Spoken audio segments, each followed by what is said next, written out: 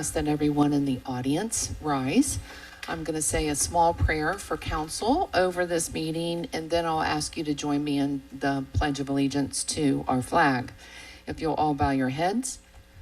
Dear God, we come to you tonight to thank you for our community, the city of Miamisburg.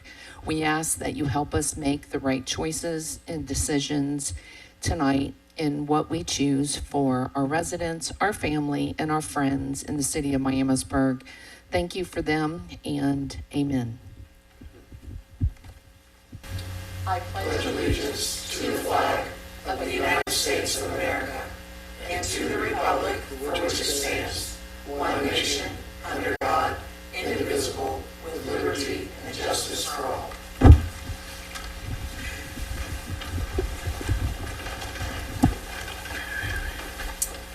All right, council, before we begin the meeting, we are short of clerk tonight, so our assistant city manager, Emily Christian, has graciously agreed to fill in, and I need approval to let her do that. So do I hear a motion that Emily can fill in as the clerk of court council tonight? So move. Second. All in favor? Aye. Is anyone opposed? Okay. Emily, you're official. All right. With that being said, can you please do roll call? Sure can. Council members Beekler. Here. Colvin. Here. McCabe. Here. Nestor. Here. Nicholas. Here. Stalder. Here. Thacker. Here. Great, thank you. Council, as part of the study packets that Kim Combs sent out to us last week, there were minutes from our July 15th meeting of 2025. Are there any amendments, any changes, any further discussions that need to be held here on the minutes? Okay, and hearing none, do I have a first and a second to approve those? So moved. Second. Thank you, Ryan. Thank you, Mike. All in favor? Aye. Is anyone opposed? Okay. Emily, the minutes have carried. That brings us to the section of our meeting that we like to call Citizens Forum. It gives anyone the right to come forward. You'll come to the podium, you'll tell council your name and your address, and you have 5 minutes to address any concerns, anything you'd like to discuss with your Miamisburg City Council members. Is there anyone in the audience at all tonight that would like to come forward? We have a phone. Mike's got it. That's a fine. I think that's a fine, Mayor. $25, I guess. I'm kidding. Anyone at all that would like to come forward? Our audience is mostly full of staff, and thank you all for being here, by the way. So I will close Citizens Forum. We have no items of presentation tonight. We have no items of old business. But if you'll look at your agendas, the motion to appoint Emily is done. So we'll move to page 2 of our agenda. Item number 2 is an ordinance. It's ordinance number 7165, and our development director, Chris Fine, is here. Thank you, Mayor. Good evening, Council. Thank you, Chris. Ordinance 7165 is an ordinance to modify the downtown residential parking permit program to improve the enforcement of those reserved spaces. So a little background, the downtown residential parking permit program was created in 2009, shortly after the Miami Hotel project was complete. The owners or developers of that project were trying to develop market rate housing And they were getting feedback from residents that, they really didn't feel comfortable in a downtown environment if they didn't have at least one parking space that they could count on parking next to their home. So the program allows for one parking permit per residential unit in the building.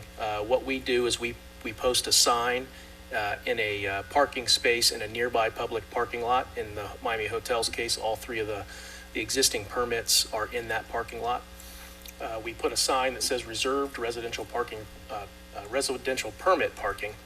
And then the current violation, as it's currently written, constitutes a parking ticket. So we've been getting feedback kind of continuously that people are always parking in the spaces. They're not abiding by the signs. So we've taken a look at the ordinance, and we're bringing forward a motion or an ordinance to amend that.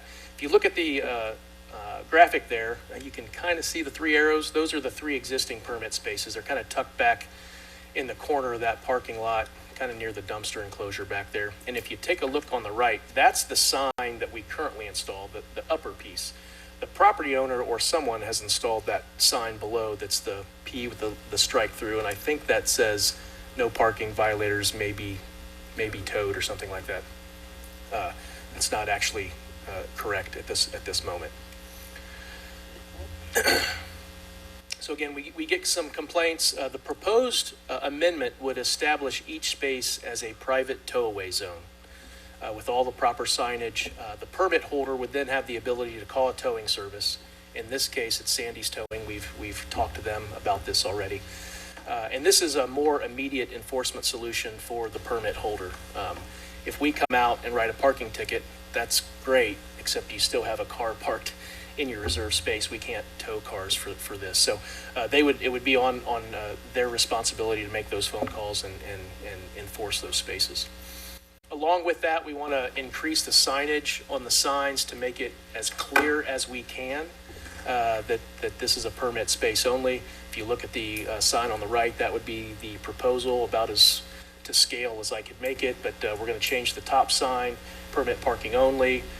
That one will suggest that you can be towed, and then we will install a Sandy's Towing sign underneath that on each of those signs. Along with that, we'll reach out to the existing permit holders, kind of explain how the new process is going to work, and then any future permit applications, we'll make sure they understand how that works as well. So that's all. I'd be happy to answer any questions. I have a question. How many approximate parking spaces does this affect right now? 3. That's all, right? Yeah. What about outside the downtown area? This is only for the downtown area. We don't use this anywhere else. So like if somebody had, because I know there are a few people who have applied to have like a handicap spot on the street in front of their house. Would this apply to those spaces also? This amendment is specifically written into the residential parking permit section, so it would not. It would only affect these spaces. And the boundaries for that are what? It's just generally in the downtown district. The requirement is if your property does not have the ability to add private parking on site. In a lot of the cases downtown, the building is the lot. There's no extra space. Then you're able to get one space per unit. If you have room to provide parking, you got to provide parking, and we're not going to take a public space offline just because you don't want to provide parking. So And they pay for it, correct, every year? Yes, it's a $100 annual fee for the permit. Okay. But if somebody, say on 2nd Street, was in the same circumstance, they could apply for this same permit, get a spot on the street, and have a towing sign put up for them. I'd have to look at the ordinance, to be honest with you. I think it's specific to parking lots. I don't know that it talks about on-street parking, but we could look into that, certainly. Yeah. I've had people call me and ask me about this. That's why I'm just trying to get some clarification about where the boundary, if it's a hard line or if it's open to The ordinance interpretation. doesn't really include a hard boundary map or anything like that, so there is some interpretation involved there, yeah. Okay. But I do think it's specific to parking lots currently written. Okay. Council, any more questions of Chris at all? Okay, in hearing none, the chair entertains a motion to dispense with the requirement that ordinance number 7165 be read on 2 separate days, authorize its adoption tonight on this first reading, and have it read by title only. Council? So moved. Second. Thank you, Tom. Thank you, Ryan. Emily? All right, thank you. An ordinance to revise section 454.06 parking permits, annual fee, rights of permit holders of chapter 454 of the codified ordinances of the city of Miamisburg to establish enforcement procedures for holders of residential parking permits in downtown Miamisburg and declaring an emergency. Thank you, Emily. Council, do we have a first and a second to pass ordinance number 7165? So moved. Thank you, John. Thank you, Steve. Emily, roll call. Council members Colvin, Yay. McCabe, Yay. Nestor, Yay. Nicholas, Yay. Stalder, Yay. Thacker, Yes. Beekler. Yay. Okay. Chris, thank you. Ordinance number 7165 has been adopted tonight. Third on our agenda is a motion, and our Parks and Rec Director, Ryan Davis, is here to tell us about it. Good evening, Mayor, Mayor Council. This motion is to close roads for the Miamisburg High School Homecoming Parade and Pep Rally. We're heading into that season, so we just wanted to get this one on the books. The Homecoming Parade and Pep Rally is scheduled for Thursday, September 18th this year. Same route and approach that we've done in the past, where we go from Harmon Field down to Riverfront Park. The closures for this parade begin at 6 o'clock, and the parade steps off at 6:15. There is a police cruiser on the front and back of the parade, and there's a pep rally in the park for about an hour after the parade makes its way down there. Short and sweet. I'll be happy to answer any questions you have. Okay. We do this every year and have a lot of fun at it. Any questions about it this year? Concerns? Okay. So you have the motion in front of you. Ryan's detailed it. Do we have a first and a second to approve it? So moved. Second. Thank you, Tom. That's Steve? That's Steve. Thank you, Steve. All in favor? Aye. Is anyone opposed? Okay. Thank you. Thank you, Ryan. Item number 3 on our agenda has been approved. That was short and sweet, wasn't it? I will tell everyone at home and in the audience, we have a need for a study session tonight. As we all know, I'll tell you, study sessions are always open to the general public. You're invited to join us at the city council room. Conference room. That room. Tonight, we're going to talk about a downtown parking study that's been done and part 1 of a utility rate analysis. So it's the first meeting of the month, and just to mix things up, I'm going to start with second meeting of the month, Councilman Tom Nicholas. That way people don't get to steal all the thunder. Oh, okay. All right. All right. Thank you, Mayor. Well, I do have one item. Yeah, exactly. You might actually get it out tonight. Yeah. Well, Charlie's gone, so.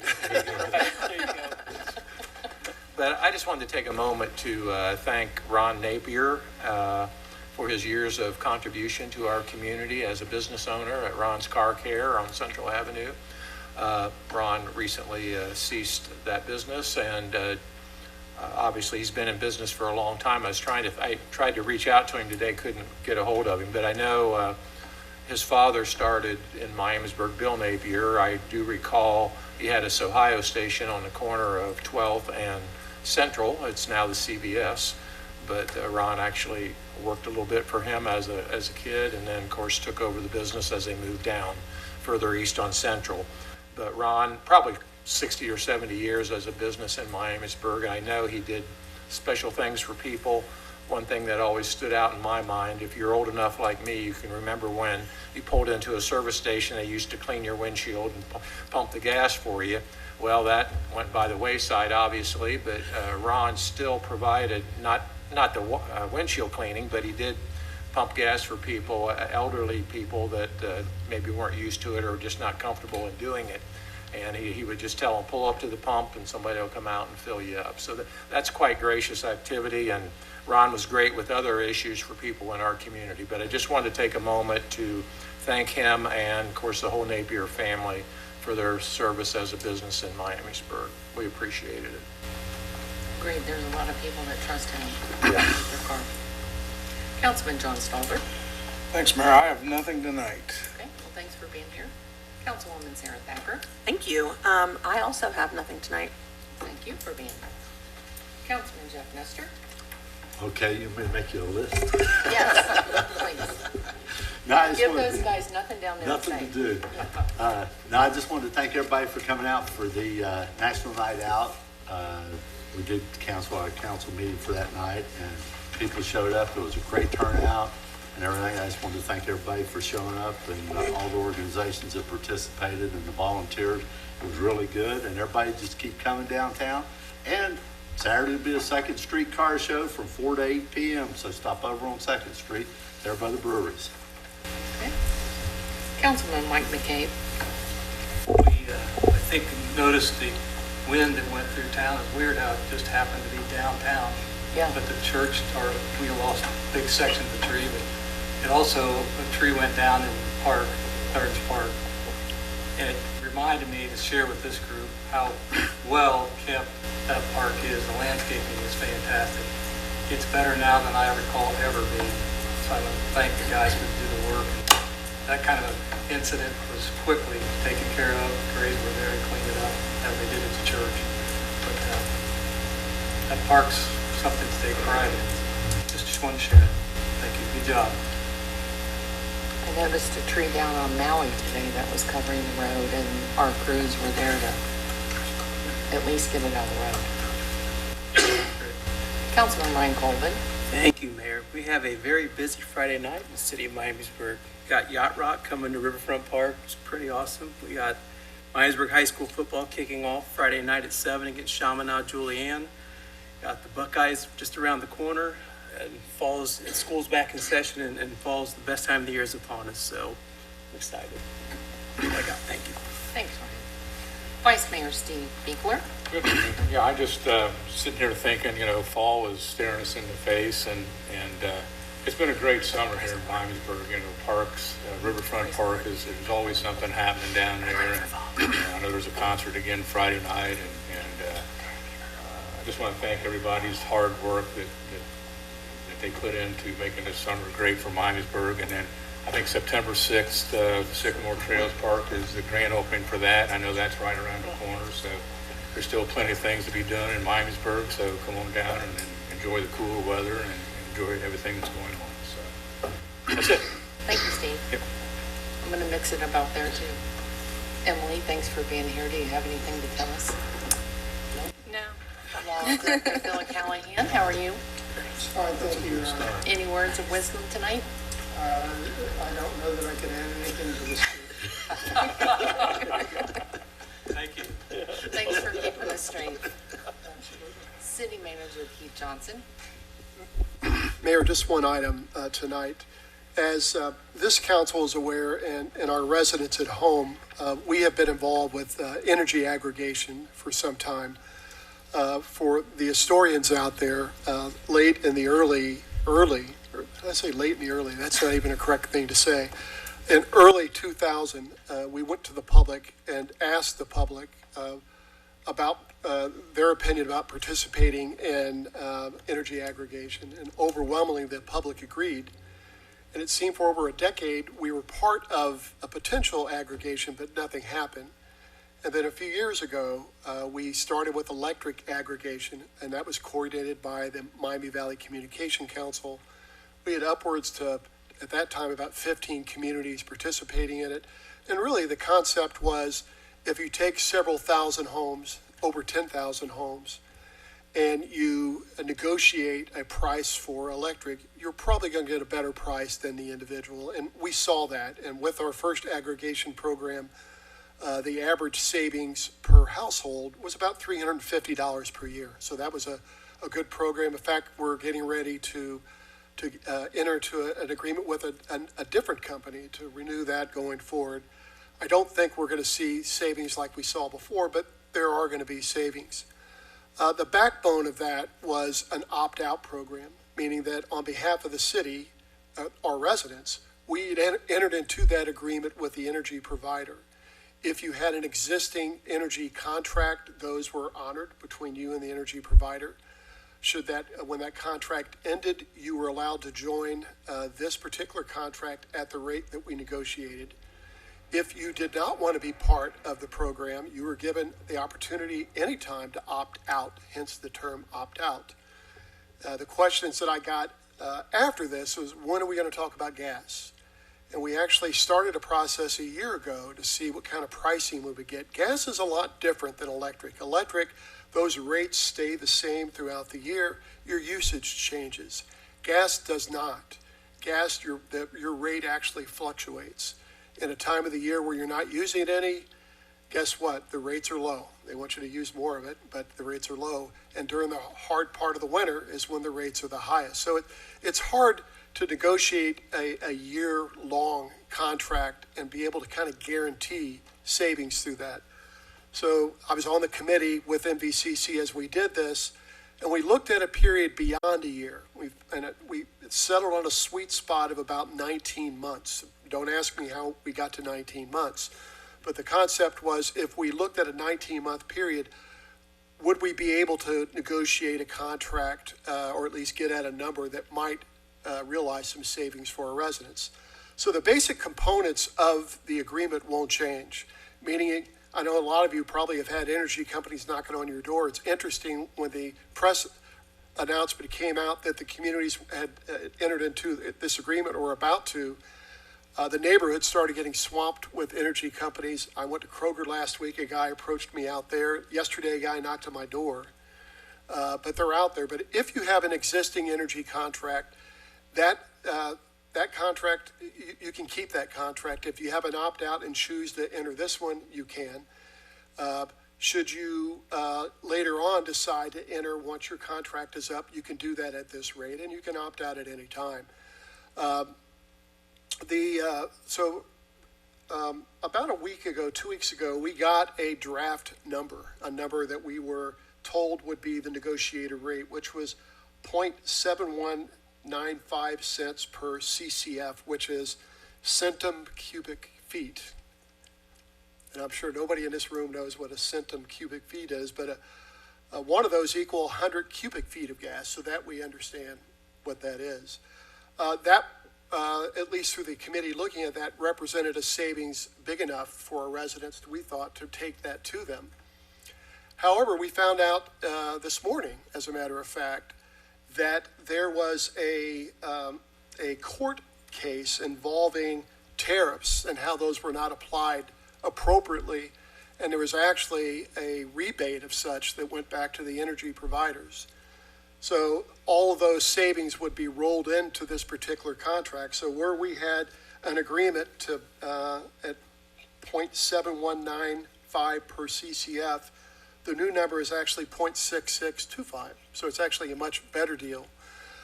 It's hard to say what the savings are going to be with this because, again, it depends on the weather. If we have a warm winter, we may find that those rates, those savings may not be as much, and in some months may not be much of one. But what this does is lock in a year-round rate for the next 19 months. It's certainly for the homeowner, if you know what your typical usage is, allows you to budget better. And then, again, we can evaluate that going forward. So it's just an FYI. Our website has this information posted on it today. Each of the homeowners, just like with electric, and this will be on the website as well, will get a letter sent to them.